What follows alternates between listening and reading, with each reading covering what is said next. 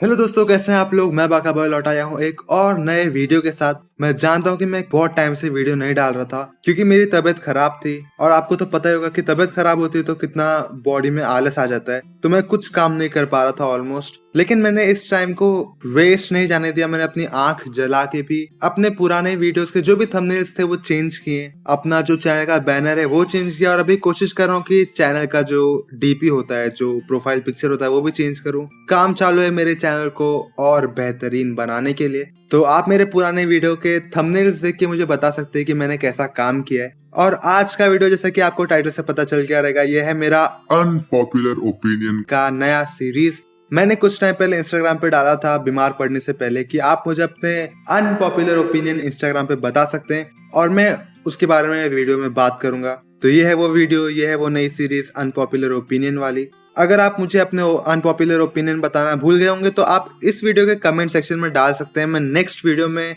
उसे डिस्कस करूंगा। तो चलिए शुरू करते हैं आज का पहला एपिसोड अनपॉपुलर ओपिनियन का। सबसे पहला अनपॉपुलर ओपिनियन है इंडियन सेनपाई का, जिन्होंने दो चीजें बताई है। पहला है कि ecchi anime and cute girls doing cute things don't ruin anime and are actually fun to watch. और दूसरा है कि डीमन स्लेयर मांगा सक्स। तो मैंने डीमन स्लेयर का मांगा तो पढ़ा नहीं है, पर क्योंकि इंडियन सेनपाई ने कहा है तो मैं भी सेनपाई की बात मानते हुए कहूंगा कि आई एग्री, डीमन स्लेयर का मांगा सक्स। और अगला है कि ecchi anime and cute girls doing cute things don't ruin anime, तो उसमें भी मैं समवॉट एग्री करूंगा। ये सही है कि they are actually fun to watch, चाहे वो एची हो या cute girls doing cute things हो। लेकिन मेन प्रॉब्लम इसमें आती है कि एक लिमिट होती है और कई जगह पे एची बिना मतलब के आ जाता है, जहाँ पे उसकी जरूरत नहीं होती वहां भी। जैसे कि हेरा एनीमे में चाहे कितना भी एची हो, मुझे कभी फर्क नहीं पड़ता उससे, क्योंकि हेरा में एक ऐसा जॉनरा है जिसकी एक स्पेसिफिक टारगेटेड ऑडियंस है और उनके लिए एची काफी जरूरी है उनको अट्रैक्ट करने के लिए। उनके लिए एची एक मस्ट हैव एलिमेंट होता है। पर जब एची सीन्स ऐसे जगह पे आते हैं जहाँ पे एक्सपेक्ट नहीं किया रहता है या जहाँ जरूरत ही नहीं होती, तब वो गलत लगता है। जैसे कि सुगुमोमो मैंने जब देखा था तब मैं गांव में था उस वक्त, और गांव में मैं बच्चों के साथ देख रहा था। स्टार्टिंग से वो शो बहुत ही ठीक ठाक चल रहा था, उसमें चीजें थी, पर वो थोड़ी ऐसी थी जो कि वर्बल थी तो लोगों को समझेगी नहीं, बच्चों को समझेगी नहीं। पर फिर वो बाथटब वाला सीन आया और हालांकि बच्चों को नहीं समझा होगा, शायद काफी एम्बैरेसिंग था वो मेरे लिए। और जहाँ तक बात है cute girls doing cute things की, तो उसके लिए तो मेरा दिल हमेशा तैयार रहता है, उसको तो मैं 100% सपोर्ट करता हूँ। लेकिन मोस्टली टाइम तब जब वो cute girls doing adventurous thing होगा। जैसे केओन में उनका म्यूजिक बैंड होता है और सोरेयू में तोइबाशो में उन्हें जाना होता है एंटार्क्टिका, एडवेंचरस थिंग करनी होती है। यूरो कैंप में उनका सिंपल एडवेंचर उनका कैंप होता है। अब बढ़ते हैं अगले अनपॉपुलर ओपिनियन की तरफ। अगला ओपिनियन है निखिल भाई का। दो ओपिनियन है। पहला, डेथ नोट इज अंडररेटेड, जो कि उन्होंने गलती से ऑटो करेक्ट कर दिया था। उनके बोलने का मतलब था डेथ नोट इज ओवररेटेड। तो मैं दोनों चीजों को कवर करूंगा क्योंकि मैं दोनों भी पॉइंट से काफी एग्री करता हूँ। पहला है डेथ नोट इज ओवररेटेड। पहली बात तो ये अनपॉपुलर ओपिनियन नहीं है। आप जिससे भी पूछोगे वो यही बोलेगा कि हाँ, डेथ नोट इज ओवररेटेड, क्योंकि डेथ नोट हर किसी ने अपने शुरुआती टाइम पे देखा था। तो जब लोग उससे आगे बढ़ते तो उनको लगता है कि एनीमे में और भी काफी चीजें हैं एक्सप्लोर करने के लिए। उनके सामने तो ये सिर्फ एक शुरुआत थी।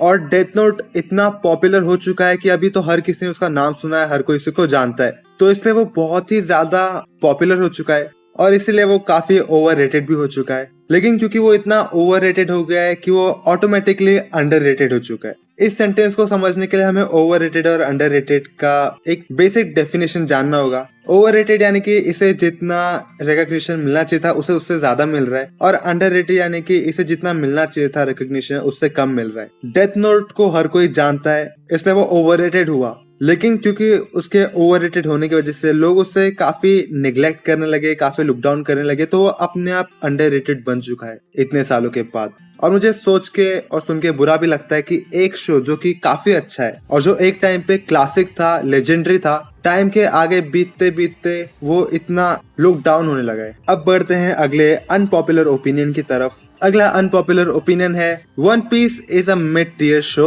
Of course anime. और दूसरा है Demon Slayer is actually pretty good. तो मैं दोनों से एग्री करूंगा, वन पीस का जो मांगा है वो तो काफी क्लासिक है, लेकिन उसका जो एनिमे है वो काफी मिड टियर है, चाहे वो किसी भी एस्पेक्ट में हो। और ये खुद वन पीस के फैन मानते हैं कि वन पीस का एनिमे काफी नॉर्मल है। One Piece of course shonen है तो उसका एक अलग डेमोग्राफी है जो मेरी समझ से बाहर है, पर उसके अलावा भी वन पीस का एनिमे उन्हें पसंद आता है जिन्होंने बचपन में देखा होता है, और इसीलिए वो उसको नॉस्टैल्जिया के लिए फॉलो करते रहते हैं। मैंने भी ऑफ कोर्स बचपन में देखा था और बचपन में मुझे काफी पसंद भी था जब कार्टून नेटवर्क पे आता था। और शोनेन की यही क्वालिटी उसको इतना ग्रेट बनाती है, चाहे वो रिसेंट शो ही क्यों ना हो, उसमें नॉस्टैल्जिया जुड़ा होता है, और अगर वो पुराना शो हो तो उसकी बात ही अलग है। शोनेन ऐसा सीरीज है जो जितना एज होता है उतना अच्छा होते जाता है, क्वालिटी वाइज नहीं बल्कि इमोशन वाइज लोगों के अंदर ग्रो होने लगता है, ऐसा मेरा मानना है। पता नहीं कितने लोग इससे एग्री करते होंगे।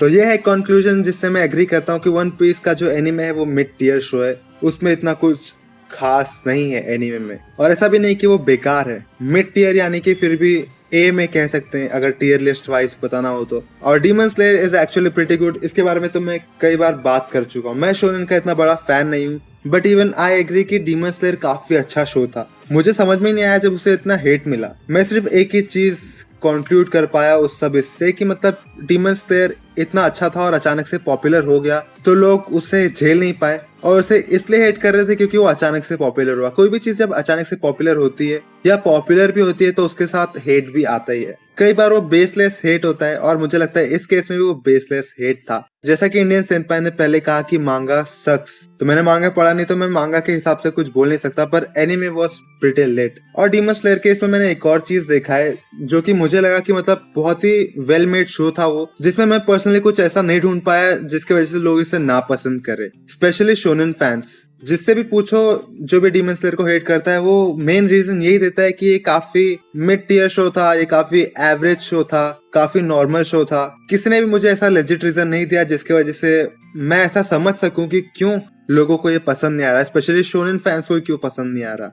अगले अनपॉपुलर ओपिनियन की तरफ बढ़ते हैं। अगला अनपॉपुलर ओपिनियन है शरद सरस्वत की तरफ से। तो उन्होंने दो अपना अनपॉपुलर ओपिनियन बताया है। पहला कि Sakura and Hinata are both useless, और दूसरा है Pokemon is overrated in India.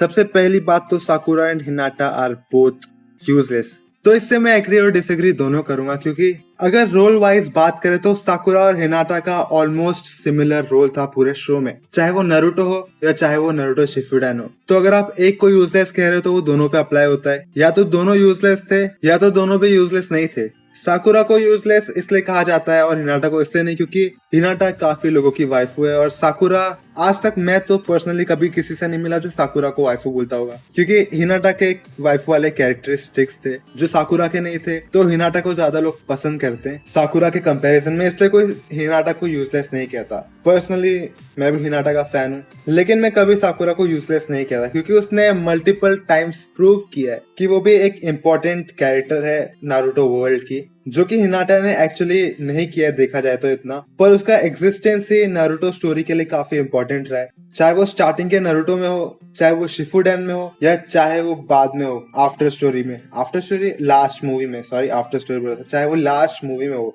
The last में, हिनाटा बहुत इम्पोर्टेंट कैरेक्टर रही है बाय डिफॉल्ट नारुतो शो के लिए, भले वो नेजी की वजह से क्यों ना हो, चाहे वो ह्यूगा क्लैन की वजह से क्यों ना हो। तो इन कंक्लूजन में ये कहना चाहूंगा अगर एक यूजलेस है तो दोनों यूजलेस है, वरना कोई भी यूजलेस नहीं है। और अगला अनपॉपुलर ओपिनियन है कि Pokemon is overrated in India, और इसके साथ भी मैं एग्री और डिसएग्री दोनों करना चाहूंगा, क्योंकि मैं पोकेमोन कम्युनिटी का पार्ट नहीं हूँ तो मैं कह नहीं सकता कि कितना ओवररेटेड है पोकेमोन, लेकिन इतना कहना चाहूंगा कि जितना मैंने देखा है पोकेमोन इज वेरी मिसअंडरस्टूड। मैं पर्सनली बहुत बड़ा फैन हूँ पोकेमोन का, लेकिन जब भी पोकेमोन का नाम आता है तो मैं लोगों को सिर्फ उसके एनिमे के बारे में बात करते हुए देखता हूँ इंडिया में, जबकि पोकेमोन काफी वास्ट फील्ड है। इसमें कार्ड्स कलेक्शन आते हैं, इसमें गेम्स आते हैं, इसमें कलेक्टिबल्स आते हैं, काफी कुछ आता है। और अगर आप फॉरेन में देखोगे तो फॉरेन में काफी सारे बड़े बड़े यूट्यूबर्स हैं, बड़े यानी कि एज में बड़े बड़े यूट्यूबर्स जो कि पोकेमोन के फैंस हैं बचपन से, उन्हें जिनमें इंटरेस्ट है उन लोग उसी में अपना कंटेंट क्रिएट कर रहे हैं और आगे बढ़ा रहे हैं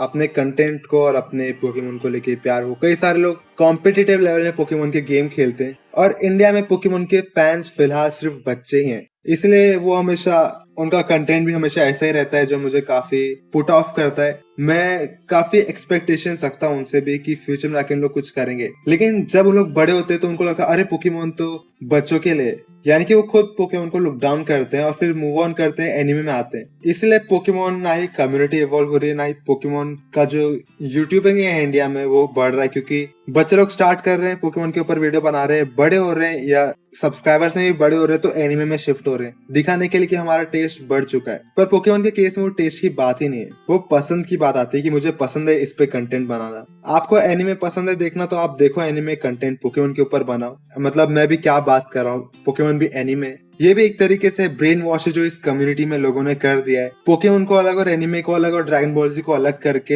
एनिमे को ही डिवाइड कर दिया है इंडिया में। वरना मैं तो विक्सर को एनिमे यूट्यूबर मानता हूँ, जो भी पोकेमोन के यूट्यूबर है उनको एनिमे यूट्यूबर मानता हूँ। हालांकि वो खुद नहीं मानते खुद को एनिमे यूट्यूबर, पर मैं मानता हूँ क्योंकि वो है। वो चाहे तो अपनी पूरी लाइफ ड्रैगन बॉल जी या पोकेमोन के ऊपर कंटेंट बनाए तो भी वो मेरे नजर में एनिमे यूट्यूबर्स रहेंगे। और मैं काफी स्ट्रे हो गया पाथ से, मैं ओरिजिनल क्वेश्चन ही भूल गया, क्या था original point. Pokemon is overrated in India, तो इसको मैं कहूंगा कि आई एग्री कि पोकेमोन काफी ज्यादा पॉपुलर है इंडिया में। ओवररेटेड कहना सही नहीं होगा, क्योंकि उसे उतना ही रिकग्निशन मिल रहा है जितना उसे मिलना चाहिए। हर कंट्री में उसे इतना ही मिलता है, बाकी कंट्रीज में इसे इससे भी ज्यादा रिकग्निशन मिलता है जितना इंडिया में मिल रहा है। बस फर्क इतना है कि बाकी कंट्रीज में जो है वो पोकेमोन की ऑडियंस बड़ी है और इंडिया में काफी छोटी है। तो चलिए दोस्तों, बस आज के लिए इतना ही। अब मैं मिलूंगा आपको अगले वीडियो में। अगर आपको ये वीडियो पसंद है तो इसे लाइक करना, अगर आप मेरे चैनल में नए हो तो सब्सक्राइब करना, और मैं मिलूंगा आपको अगले वीडियो में अगले अनपॉपुलर ओपिनियन के साथ। अगर आपके पास कोई अनपॉपुलर ओपिनियन है जो आप बताना चाहते हो तो आप मुझे इस वीडियो के डिस्क्रिप्शन में बता सकते हो, मैं अगले वीडियो में उसके बारे में बात करूंगा। तो अगर आपको ये वीडियो पसंद है तो इसे लाइक करना, अगर आप मेरे चैनल में नए तो सब्सक्राइब करना, और मैं मिलूंगा आपको अगले वीडियो में। तब तक के लिए बाय।